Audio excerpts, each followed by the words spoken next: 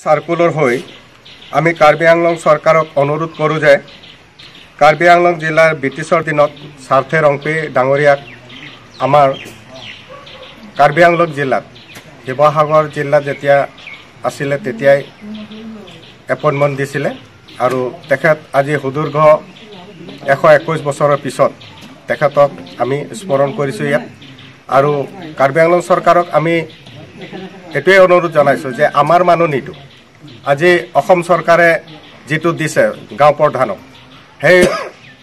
অনুপাতে আমাকো দিবলৈ আমি ডাক্তৰ তুলিৰাম ডাঙৰীয়াক আমি অনুৰোধ জনাইছোঁ আজি অসম চৰকাৰে যিখিনি গাঁও প্ৰধানে কৰিছে আমাৰ কাৰ্বি আংলং